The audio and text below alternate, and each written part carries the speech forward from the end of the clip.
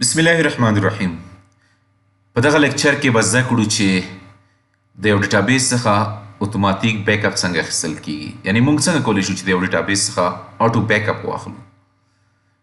که په ساده ژبه ووایو چې اس کیو ایل سرور ته موږ څنګه کولی شو چې یو دنده وسپارو چې هغه وخت کې نه ډي بي ای موجود وي او نه د ډیټابیس یوزر او اس کیو ایل سرور دې په خپله د یو ډیټابیس څخه بیک اپ واخلي او ترڅو زموږ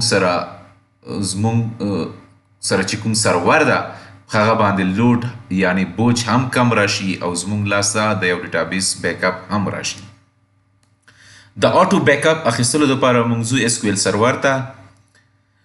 اس کیو ایل سرور کې لومړی باید دغه اس کیو ایل سرور ایجنټ چې کوم دا په رننګ حالت کې وي یعنی سٹارټ حالت کې وي دغه باید سټاپ ونه اوسي. که چیرې دغه سټاپ اوسي باید موږ سټارټ کړو. او دوهم که زه وګورم ما سره ډیټابیسز په فولډر کې اچ آر په نوم یو ډیټابیس موجود ده. زه غواړم د هغې څخه آټو بیک اپ واخلم. آټو بیک اپ اخیستلو دپاره زه ځم مینجمنټ ته. مینجمنټ کې دننه چې کوم مینټیننس پلان ده هغه باندې زه رایټ کلیک کوم. زما سره د آټو بیک اپ اخیستلو دپاره دلته دوه طریقې دي. نیو مینټیننس پلان په ذریعه زه هم کولی شم چې آټو بیک اپ واخلم او مینټیننس پلان ویزټ په تھرو هم. زه لومړی نیو مینټیننس پلان په ذریعه غواړم چې بیک اپ واخلم. هغې باندې کلیک کوم او دلته د خپلې خوښې نوم ورکوم. اچ آر آټو بیک اپ بائی ایم پی پر اور. دغه زما د خپلې خوښې نوم ورته وټاکه. زما سره به یو نوې وینډو مخې ته راشي. په دوهم قدم کې زه ویوز ته ځم. ویوز کې ټول باکس غوره کوم او دغه ځای څخه بیک اپ ډیټابیس ټاسک ډریګ اینډ ډراپ کوم. هغې څخه وروسته زه سکیجول ورته جوړوم. سکیجول ته زه د خپلې خوښې نوم هم ورکولی شم. سب اس پی 1. زه غواړم چې دغه په تکراري بڼه دغه سکیجول چې کوم دا تکرار دي شي بیا دې دا تکرار شي. هفتې کې د یو ځل نه زه ورته یم چې هره ورځ دې دا تکرار شي.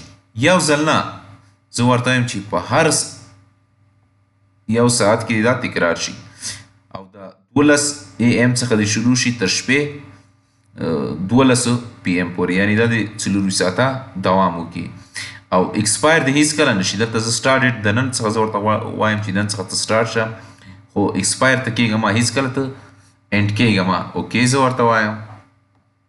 څخه وروسته چې کوم دغه بیک اپ ډیټابیس ټاسک چې دا ما ډریګ اینډ ډراپ کړی و په دغه باندې ډبل کلیک کوم تر څو زما سره یو نوی وینډو پاپ اپ شي. دلته زه ورته وایم چې کوم ډول بیک اپ زه غواړم. فل بیک اپ تاسو کولی شئ چې دغه څخه ډیفرنشیل ټرانزیکشن لاګ هم بیک اپ ټایپ چې دا غوره کوي. زه ورته فل بیک اپ غوره کوم.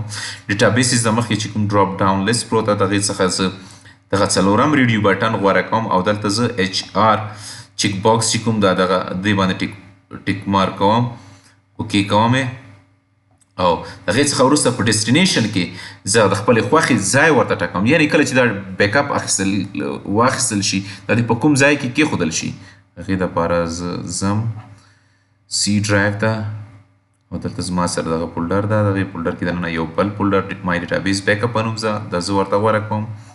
کله چې دا بیک اپ واخیستل کېږي هغې ایکسټینشن دی باید څه اوسي. زه ورته یم چې بی کې بیخي سمه ده. آپشن کې زه ورته وایم چې دغه ډیټابیس د کمپریس هم شي تر څو زما سره کم ځای ونیسي او ویریفای دی هم شي.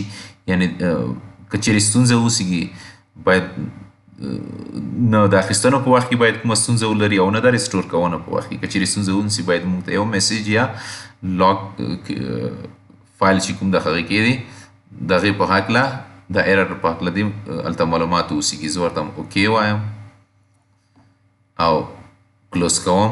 یس غواړم چې دا سیو شي او مینټیننس که زه ریفریش کړم زما سره چې ما کوم پلان جوړ کړو هغه موجود وي او که زه دلته د اس کیو ال سرور ایجنټ جاب لاندې هم وګورم زما سره د دې جاب پلان چې کوم د جاب چې په کوم وخت باید رن شي هغه هم راغلی ده. که چیرې هر ساعت کې به دا یو ځل بیک اپ اخلي په خپل اس کیو ال به یې اخلي. که چیرې زه غواړم یو ساعت نه مخکې دغه رن شي دې باندې زه رایټ کلیک کوم او ایکزیکیوټ ورته وایم.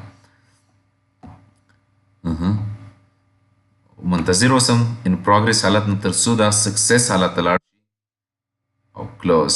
دیټس ګریټ. او دوهمه طریقه دغه ده چې اس کیو ال سرور ایجنټ جابس فولډر لاندې چې کوم زما سره سب پلان ده هغه باندې رایټ کلیک وکړم او سټارټ جاب ایټ سټیپ دې باندې کلیک تر څو زما سره دغه دوهم هم پروګرس حالت نه سکسس حالت ته لاړ شي او دواړه سکسس شول یعنی هیڅ ستونزه نه لري. اوکې زه کلوز کوم او زه هم هغه فولډر کې چې ما سره 2 بیک اپ پراته دي که نه اوس دا زه کولی شم چې ریسټور هم کړم.